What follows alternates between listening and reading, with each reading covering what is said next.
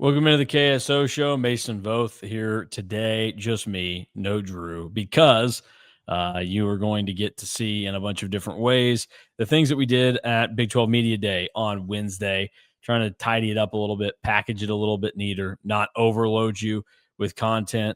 So we'll kind of slow play these and slow release everything that came out from Media Day. But what we will do today is run the conversation that I had with Jerome Tang, the head coach for K-State, because you probably want to hear from the head coach first and foremost.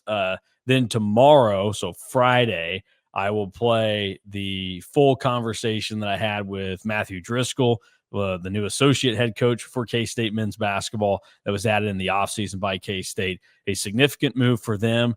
They made some changes to their coaching staff. Driscoll was brought in a little bit later. He was planning on coaching his 17th season at North Florida as the head coach there. But he told me, hey, we had started thinking that this might be the right time to transition to something else. And then Jerome Tang kept coming to him and he said, okay, let's do it. And that's how it worked out. And you can tell that there's a pretty good relationship there. And I think that there's some good stuff going on there. So you'll get to hear that tomorrow. It was easily the best conversation of the day at Media Day, not just because of the length of it, but the energy that Matt Driscoll brings and everything else. So I look forward to running that for everybody on Friday. But again, always important to hear from the person leading the program. That is Jerome Tang right now, getting ready to enter his fourth season at K-State. As we know, the first season, it was a fever dream, went better than anybody could have anticipated. The last two seasons have gone worse than a lot of people anticipated. And there are elements where I think some grace should be given, more so for what happened in year two. And then there are some instances where there were mistakes that had to be learned the hard way. And I think this staff did. And that primarily took place last season in year three, and why they not only didn't make the NCAA tournament, but played no postseason ball at all, and ended up finishing as a team with a not very nice record. So here's what Jerome Tang had to say about this year's team, some of those lessons, but also not wanting to focus too much and dwell on last year's team. So definitely has that in his rearview mirror, not even looking at it. And I think kind of the approach is basically how my wife thinks I drive, where I just never look at the rearview mirror. Not true. I do pay attention to my surroundings at all times. So here is Jerome Tang, the head coach of the K-State Wildcats, as they get ready for their exhibition game against Missouri tomorrow night. Here with K-State head coach Jerome Tang. The first thing that I want to start with for you is something that you mentioned out there, and I think people sometimes, I don't know if they mean anything negative by it, but they at least ask questions because you are so much about like your faith and talking about it with your guys. And you mentioned how you guys support Abdi Bashir, and even though beliefs are different. I think that's the one thing that to me has been I think misunderstood at times by people, is that it's not just about what you believe in. You're just trying to support all of your guys. So can you, I guess, kind of lay out what that process is like for you and supporting your guys? Obviously you do it on the court, but that's an off the court thing you do. So I wanted to ask you about that, because I think people would be fascinated to hear you kind of discuss it. Yeah, I think faith is a personal thing, right? And we all come to understand our concept of God and who He is to us in different ways. And for Abdi, or for Ish Masood, or for Bebe, right, their faith is Islam. Mm-hmm. And I mean, I'm not here to convert dudes, right? I'm here to help guys grow in what they believe in. If for some reason there's something that I do along the way in my relationship with Jesus Christ that causes them to ask a question, and because they're curious, right, or they want to explore these claims of Christ, then I'm more than willing to share it with them.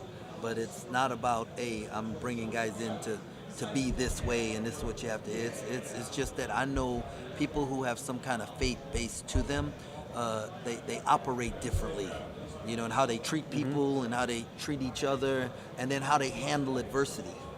right? Because No. they have something that's bigger than them to fall back on. Well, to me, that kind of goes along. You talked about in your breakout session about you wanted guys that make their bed in the morning, Yeah. that type of thing. So I think sometimes, again, like I said, I don't know that people necessarily mean it in a nasty way, but I think they get confused or have a misunderstanding there. So I found it fascinating when you mentioned it earlier. In terms of basketball, obviously things last year went off the rails at times. It wasn't necessarily what you guys had envisioned. And you said after the season and through this offseason that you realized there were things that you needed to do differently. What were the priorities that needed to change for you guys this offseason to get a team that's capable of winning again? Yeah, maturity. We needed guys who had a more mature approach to their craft. Like, this is what they want to do for a living. This is their pursuit and their passion. Well, there's got to be a mature approach to it. There's a certain way that you should conduct yourself and carry yourself, the kind of work you got to put in order to be great at this thing. And we wanted to find more guys who had that kind of structure to their life. That was the intangible part of things. The tangible things, I felt like we needed bigger guards because we switched so much on defense. And so that was important to get guards with more size, and we've done that. And then more shot makers.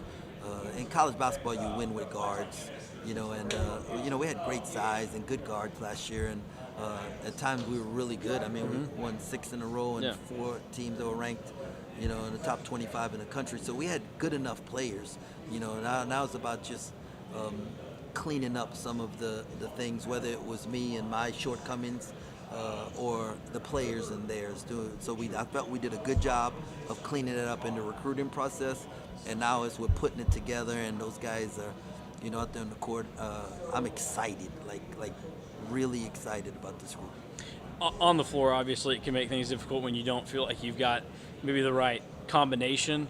But like when you go home from a game, how difficult was it last year to go, oh man, I think we may have done this wrong? Or because you said it multiple times last year, it wasn't something you can fix in the middle of the year. You can't change kind of that. And I think Chris Kleiman's going through that right now. He said, well, we can't go out and make trades right now. Like, we got what we got. So, like, what's that experience like for you as a head coach? Yeah, I'm trying not to think about that. Last year I felt like I addressed those issues then. And now I'm just thinking about these guys and moving forward. And what I'm excited about is Friday. We got to practice tonight and one tomorrow, and then we leave to go to Missouri. And because in every practice this year so far, K-State has won and lost, right? And like, if you're a good offensive rebounding team in practice, then our defensive rebounding sucks. And if you're good offensively, then our defense sucks, right? And then vice versa. And now we're going to see somebody else and really learn about ourselves. And let's see how much after the Mizzou game we can improve before the next one. And so that's what I'm excited about the next one. Has it felt like it's maybe come together a little bit quicker for you guys this year? That was one thing that Moby said, was that it's not like he had any problems with last year in terms of getting to playing with the guys and like getting to spend time with them, but he said he felt like everything just took a lot quicker. Maybe it was a little bit easier this year for him. Like, have you seen that from an on-court perspective of, oh, they're implementing what we want here? Well, yeah. It's coming together quicker because of the level of focus that people are paying attention and the buy-in that's there already, right? And then obviously Coach Driscoll, such a terrific teacher on the offensive end, and Bill Peterson is such a great player development guy, and I believe like we had a plan that we wanted to execute in the summer, and we got it executed. We wanted to be quick, thick, and nasty, and competitive, and high level of communication, and we accomplished that in the summer. And we put in the offensive stuff, and so we had a plan, and the guys bought into the plan, and so you see everything clicking a little bit quicker. What was it like making the decision and getting a guy like Matt Driscoll to say, yeah, I'll be done being head coach. I'll come help you guys here, and Bill Peterson also coming in. What's that been like for you, and how did you come to, hey, these are the guys that we need right now? Well, I knew during the year last year that I had shortcomings, and I needed to figure out how to fill those voids. And then I intentionally prayed for Bill Peterson. I intentionally prayed for Matt Driscoll. And then when I went to talk to them, I didn't want to hear their recommendations of who could fill spots. Coach Driscoll gave me like 3 or 4 recommendations, and each time I stopped him, I said, I'm here for you. I want you. And then he finally said, man, you're serious. But God had already been speaking to him too about that in some other ways, and his wife was all on board, and it was just God's timing, and it was great, and then to get the guys that you want, it's just nothing like it. So. Has there been anything on the offensive end that he said, hey, we need to do this, or we should look at doing this, where maybe you've had to go out of your comfort zone and be, okay, let's give that a go, or is it full trust in him? No, it's what when you bring in someone who's an expert in what they do, if you stifle their creativity, then like you take away their expertise, right? They're the expert in that area. And so I in fact, I've pushed him like, hey man, stop asking me, would I do this or what I think of this and that. Do it, and then we'll talk about it afterwards. But like, I want you, and so I've pushed him to like be more assertive, be more aggressive in that area. And the same thing with Billy P. Hey coach, like do what you think guys need. Tell me what you think guys need to improve in, and what we need to do, and what you need, and then let's go do it, and then we'll figure out how to back off.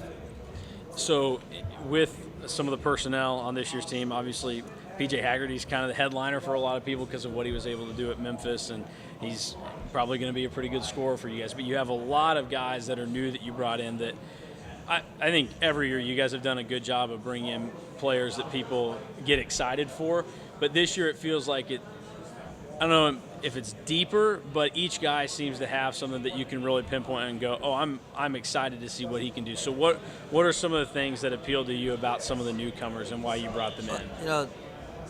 I would say that we have guards with size, right? I mean, other than Xavier, who's the freshman, and we're gonna love him, right down the road. He's fast, he's competitive, he's fearless. He is fun to watch, right? But he's just playing with an All-American at point guard, who may be the best point guard in the country, and Nate Johnson, who one of the best defenders in the country every day, and David Castillo, who's put on 15 pounds of muscle, and he's going against some dudes, right? And so that's going to take time. But the other 6 guys, they can all dribble, pass, shoot, right? And it's fun. Andre Kostic is 6'7", and Abdi's 6'6", and Nate 6'3", and PJ 6'3", and we get CJ 6'5". We got guards with size, so that's going to help us defensive rebound and make our defense better because of their length. And then we have forwards, Doreen, 7'2", right? We've never had a guy that big before, and he can shoot the 3, and he can dribble the ball, and he can pass, and has great feel, and Stephen Osei is 6'11", and bouncy and great feet, and you got Moby and Elias and Kamari, and just like 6'9" guys who can finish around the basket and got some skill level to him. And Marcus Johnson is the anomaly, 6'7", got some size to him, but he's really a shooter, right? And he's coming along, he's working on his body and his conditioning, and so I think we have weapons, and it's about putting them together, and they're doing a great job of coming together. Is that something where, I know you got asked out there about what it's going to look like on Friday night against Missouri. I certainly have my question, are we going to see, some of these exhibitions have played out like real games, other ones it's been like, hey, we're trying everything or breaking it up. Like, are you still processing in your head and talking it over with your staff, like, this is maybe how the rotation is going to start to look out, or do you feel like even at this point you have a pretty clear idea of here's our 5, here's the first guys off the bench, how that'll work? I could see us playing 10 or 11. We're going to try and win. Right? Okay, we're going to try and win. And see us playing 10 or 11, and just kind of trying to figure out, see some lineups together at certain times, but then hopefully you put ourselves in a position where last 5 minutes of the game, we gave ourselves a chance to win. I'll ask you about your 2 biggest guys on the team, Duran Buka and Stephen Osei. Couple of the later additions that you made to the team this year, with the way that they've both arrived, have they given you what you expected from them, or maybe more than what you expected? More. more. Doreen is, man, he's skilled. Man, like he moves, he can catch. He's got some stuff to him, and it's just not been allowed, because in the professional teams they say this is what I need you to do, Yeah. and that's all. And so we've seen some things where, building his confidence. Part of sometimes when they put you in a bubble, or a box, Yeah. it can hinder your confidence. And Bill Peterson with a big is incredible. What he's doing with Steven, who's recovering from the knee injury, fully recovered now, and man, he can move. He can move. Yesterday in practice, he made 3 threes, at 6'11", and it's just showing that there's so much to his game. And so one time during this set of practices, it was both he and Doreen on the same team out on the floor, and man, when those guys are jumping and blocking out the rim and going for offensive rebounds and stuff, it just looks different. And so excited about that, excited about the future, and they're both young. They can have them for multiple years. That's exciting.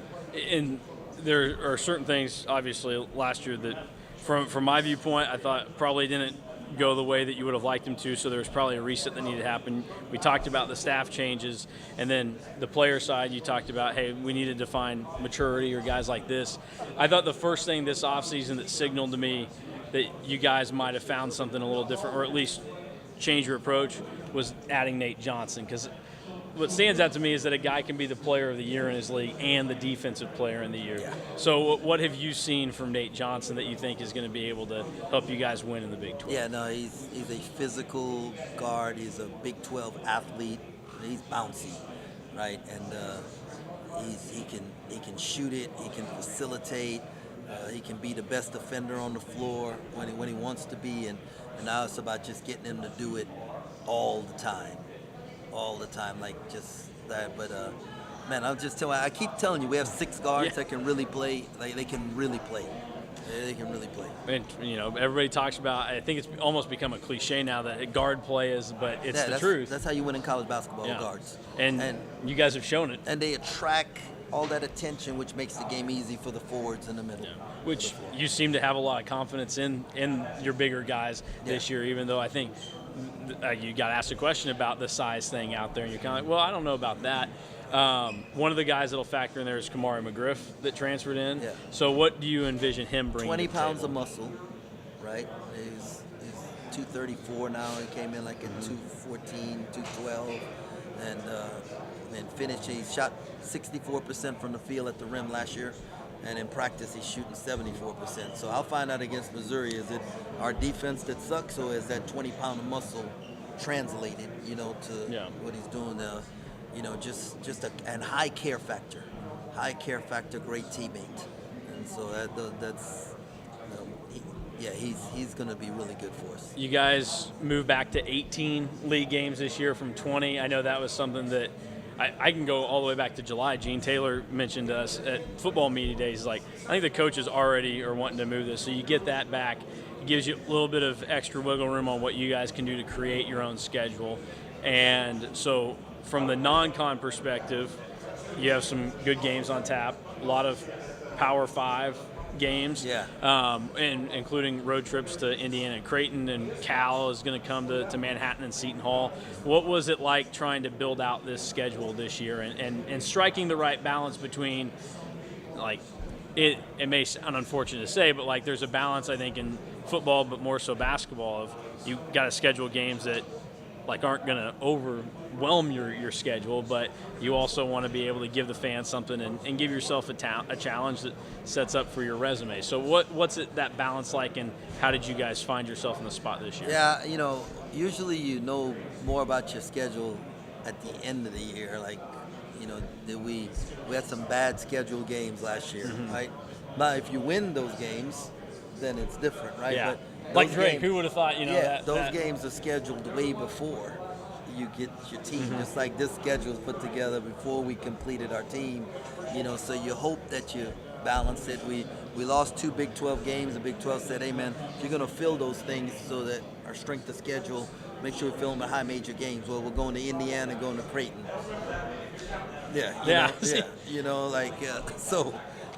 It's just, you just never know. I knew that in our league, it's a war every night. I didn't need 10 of those in the non-conference, so somebody could say, oh, they're playing a tough schedule, but then you also have to prepare yourself for that. So, you got to win some road games in the 12, so you better play some road games in the non-conference to prepare you for that. So you try to find that balance, and hopefully, 5 or 6 high major games in the non-conference, 18 in the conference, that's 24 of your 31. I feel like we did a good job of balancing. So this is a little big picture, and certainly something that you can go. I'm not to that high level of college basketball. I don't get to make those decisions. Do you think that the college basketball season starting when it does early November is the right time, or would you like to start it at some other point in the year and push things back a little bit? There's good arguments for pushing it back. There's good arguments for moving it forward, right? Hey, give us 4 exhibition games, and so that we have some more, and then move this. Yeah, because how many preseason games do the NBA teams right? get? So you can stretch it out, have more gaps between this. So, I just tell me what I'm supposed to do and let me go do it. That's all. Yeah. Last thing then that I'll ask you is ahead of Friday night against Missouri, and then building into the start of the season. What's obviously winning's important, but what's the most non-scoreboard thing that you can see from the exhibition with Missouri that gives you, I like this moving forward? To me, there's 2 things. We got to stay healthy, right? And that gives you a chance. A lot of guys are going down right now or don't have their whole team together, so we need to stay healthy. And have you done that to this point? For the most part, yes. For the most part, we haven't had any major things. And then secondly is how are we going to handle adversity, right? Because it's going to hit us at some point in time. And so watching to see if what happens in practice when adversity hits can translate to when it happens in the game, and the guys who can usually bring everybody together, can they see it in the game and bring everybody together? Because they only give me so many timeouts, that out there. Well, looking forward to seeing you guys in action. Late night, 9 o'clock. Yep. But it's on ESPN. Yeah. It's on SEC Network. So we get to watch it, which is an upgrade over some of the teams I know people have been struggling to find. So looking forward to it, and then back home before a football weekend next Friday, and then it starts for real on that Tuesday. On Halloween. So everybody bring some candy for the kids, and let's have a great time. I'll tell my daughters that we're trick or treating at the Bramlage concession stand. There we go. I appreciate it. Good luck this year. Thanks a lot, Mason. All right, so that was my conversation with Jerome Tang, head coach of K-State basketball, and a little insight as to what's going on there. I thought some of the other notable things that we got from Media Day yesterday was that Stephen Osei may be available this season. That was something that was not originally thought when the JUCO center was brought in, and just a lot of good things to take away from what Jerome Tang kind of feels and sees from his team right now. It's the off season, so everybody's gassing everybody up. That's how this thing kind of works. But I thought that the just overall vibe and way that the members of the team and the staff spoke about the team and each individual player yesterday was encouraging, because I think at one point or another, almost every single player got a mention for doing something that stood out to them. And that's not typically the case, where you can have guys that maybe when a question is asked about them, get some hyperbole or some, hey, that's never going to be a thing. Certainly Jerome Tang delivered that on stage, but I think that's where people are looking for a reason to be mad, much like Chris Kleiman's 8-win comments after the Iowa State game last year, and people shredding that and kind of taking it out of context to some extent. I think the same is being done with some of what Jerome Tang said yesterday about, best athlete in the country is Moby, best shooters, Abdi Bashir, all this stuff. But I think it's notable that they see a lot of avenues here, and things seem to be trending in a much better direction. The talent is going to be fine. It's the other stuff that is going to have to carry it over the top, and I think this team does come across as being built to do that. But we'll get our first look at it tomorrow night. So that'll do it for today in terms of basketball. You're also going to have available to you the preview show with DY and I for the K-State KU football game this weekend. So if you, however order you're watching them in, You get both things today. And then tomorrow, we'll do a little bit more basketball with the full Matthew Driscoll conversation. And then still going to have player interviews that need to run next week. So we'll have that going as well.